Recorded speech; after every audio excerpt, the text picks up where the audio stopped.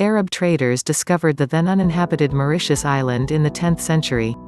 But they were not charmed sufficiently to consider permanent settlement. The Portuguese early in the 16th century landed, but they too passed over the chance to lay claim for their king. But in 1598 the Dutch finally seized the opportunity. The island was grabbed for and named after Maurice, Prince of Orange and Count of Nassau, then ruler of the Netherlands.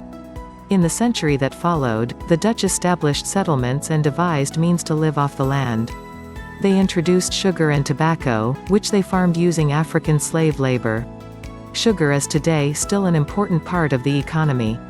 The Dutch were insensitive to the extremely fragile ecosystem that makes up an isolated island such as Mauritius. On their watch, most of the island's indigenous forests were felled and lost. The bird known as dodo was also shot to extinction. Thus did the trigger-happy Dutch give life to the expression, as dead as a dodo. The Dutch courage that had made them pioneers was however not to last.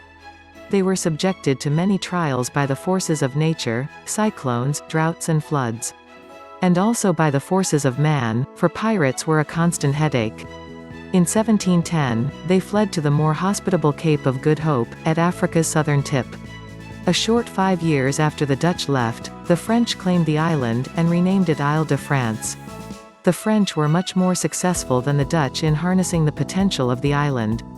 They maintained law and order and laid the foundations for administration of society.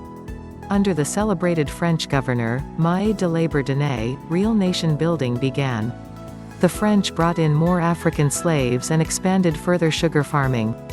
They also laid out some social and economic infrastructure to support the settlers. Port Louis, named after King Louis XV, and today the capital of Mauritius, dates back to this period. Though the French had introduced systems of law and order, Port Louis turned out to be a favorite of corsairs. Corsairs were mercenary marine who specialized in the plunder of ships on behalf of a client country. The British, a great sea power at the time, had a vested interest in terminating the power of these mercenaries. And that is how Mauritius, so far away from Europe, got involved in the Napoleonic Wars. In 1810, the British, backed by superior force of arms, persuaded the French to leave the island. In the 1814 Treaty of Paris, the British, magnanimous victors indeed, allowed the French settlers to remain in Mauritius. They too were allowed to retain their property, language, religion and legal system. The British reverted to the name the Dutch had given the island, but Port Louis retained its name. But in the century and a half that the British ruled, they were never really as grounded as the French had been. Franco-Mauritians prospered on an agrarian economy based on slave labor. But in 1835, they felt the capricious hand of a great power when slavery was abolished. This is perhaps the single most important measure carried out under British rule, and the consequences had a far-reaching effect on the evolving demographics of the nation. India, a British colony greatly abundant in human resources, was the answer to the labor problem that arose. In the years that followed, the descendants of the Indian laborers who came to work the sugar fields greatly multiplied. The Chinese also came as laborers and traders. Today, Indo-Mauritians constitute close to 70% of the population. As in other colonies in that historic period, and up to the 1930s in Mauritius, non-whites had very limited say in the running of the country. And that is why Gandhi, that great liberator of men's minds, came to Mauritius in 1901, in particular to give heart to Indo-Mauritians. After years of protracted concessions to democratic rule, the British finally bowed out in 1968, when finally granted independence. The events we talk about above are however very recent. About 8 million years ago, the island emerged from the depths of the sea as result of volcanic activity. Occupying 1,860 square kilometers, it is situated just above the Tropic of Capricorn, 890 kilometers to the east of Madagascar. Rising from the sea, the Central Plateau Formation is about 400 meters above sea level. There are mountains scattered in the island, and a few peaks, the highest of which reaches 820 meters. As a country, Mauritius includes the islands of Rodriguez and Agalega, the Cargados-Carajos Shoals and a few smaller mostly uninhabited islands. Mauritius is almost wholly ringed by a coral reef that is reputed to be the world's third largest. Both the Dutch and the French were extremely reckless in allowing the uncontrolled invasion of indigenous forests. Today, less than 2% of these forests remain. Many of the nearly 700 species of indigenous plants are threatened with extinction. Starting from the late 1970s, a belated but systematic effort has been underway to conserve the unique flora of the island. The wildlife faces similar dangers.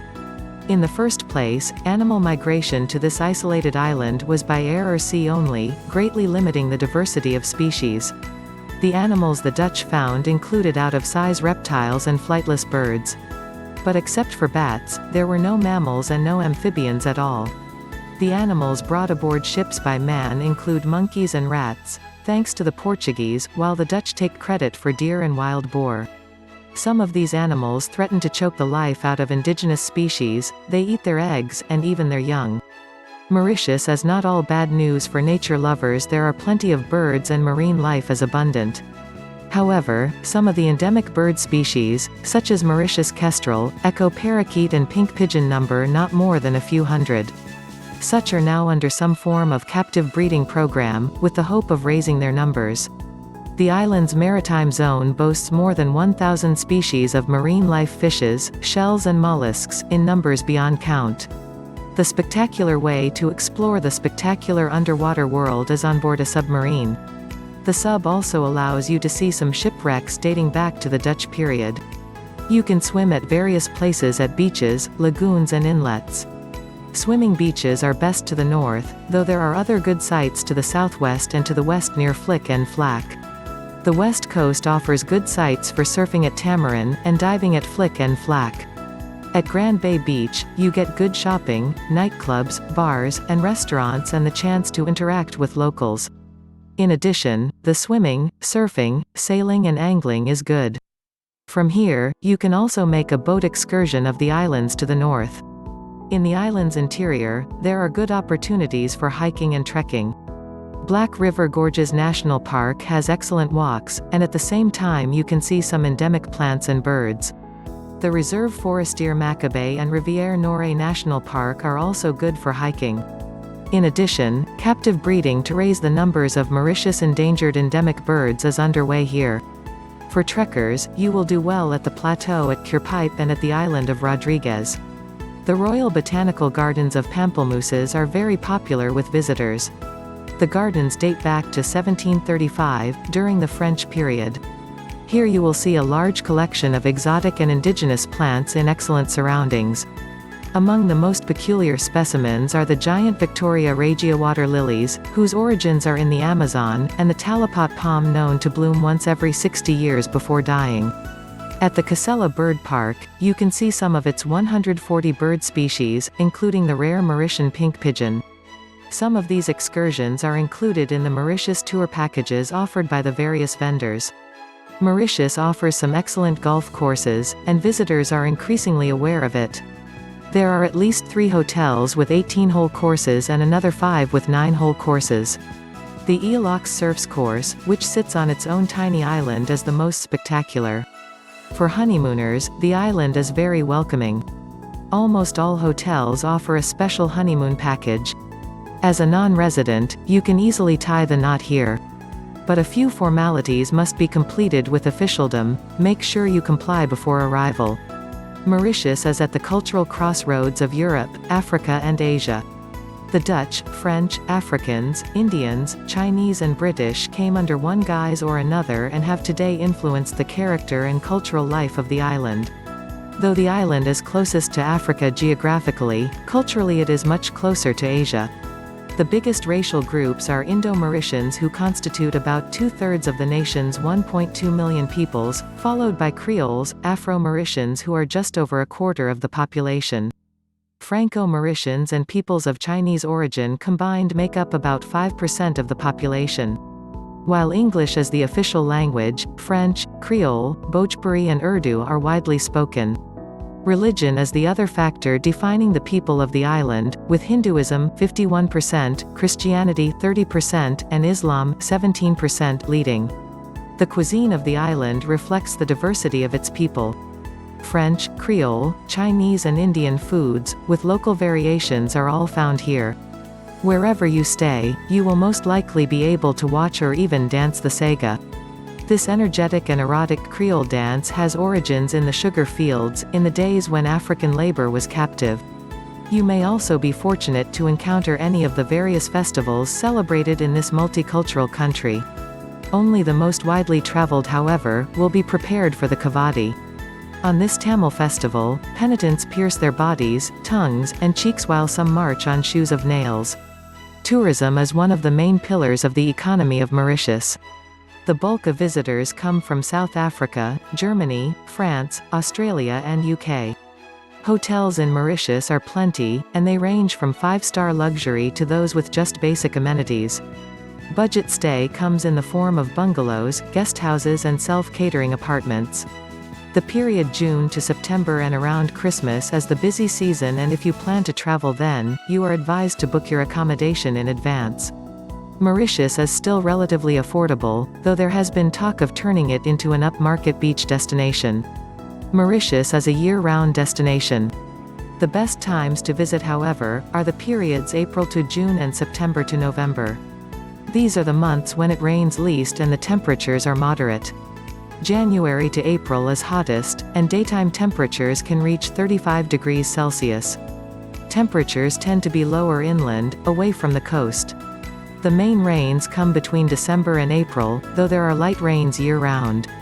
November to February is when cyclones are most likely to occur.